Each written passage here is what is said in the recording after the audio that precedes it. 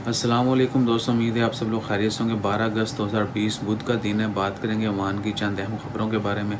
सुबह भी कुछ न्यूज़ डाल दी थी, मज़ीद अपडेट्स हैं वो आपके साथ शेयर करने जा रहे हैं, और अगर मज़ीद कोई और भी हुई तो वो भी आपके साथ शेयर की जाएंगी।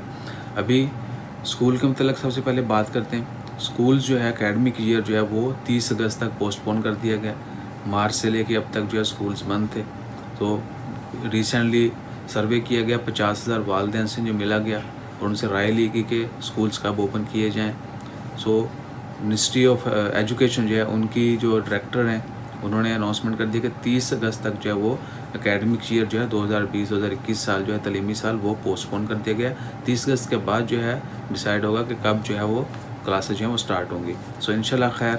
इसके अलावा ख़बर जो है वो है ओमान मॉल ऑफ ओमान, जो कि बोशर में एक बहुत बड़ी बिल्डिंग बन रही है, आप लोगों ने ज़रूर देखी होगी।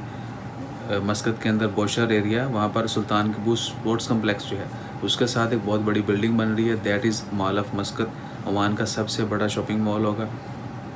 उसकी जो पहली ओपनिंग थी वो बताई गई थी मार्च 2021 में, कि वो मार्च 2021 में जो है मॉल ओपन हो जाएगा, लेकिन अब जो है पोस्टपोन कर दिया गया है उसका, और सितंबर 2021 में जो है वो ओपन होगा।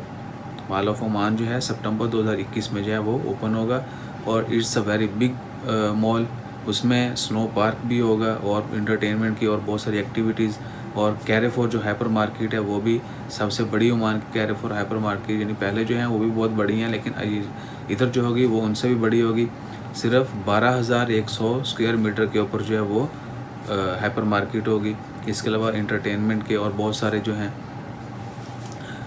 और रिटेल जो शॉप्स होंगी उनका एरिया जो है वो 1,45,000 स्क्वायर मीटर है। इसके अलावा और जो इंटरटेनमेंट, सिनेमा, डिफरेंट हॉल्स, बच्चों के प्ले लैंड्स वगैरह, बहुत सारी एक्टिविटीज़ यानी वहाँ पर होंगी।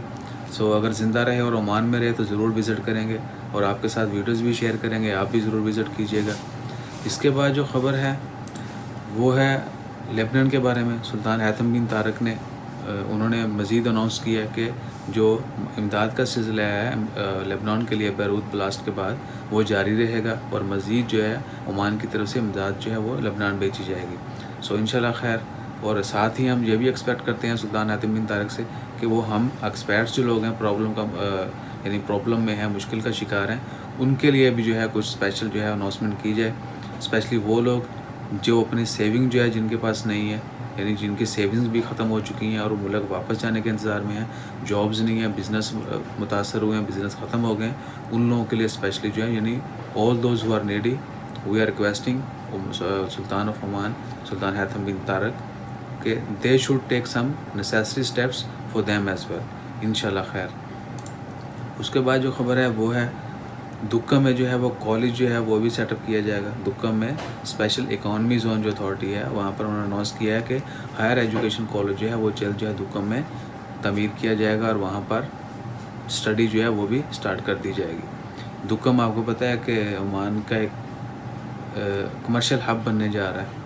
वहाँ पर बिज़नेस एक्टिविटीज़ बहुत ज़्यादा हैं। दुक्कम पोर्ट, रिफाइनरी और बहुत सारी एक्टिविटी, बहुत बड़ी बड़ी इंडस्ट्रीज जो हैं वो लगाई जा रही हैं।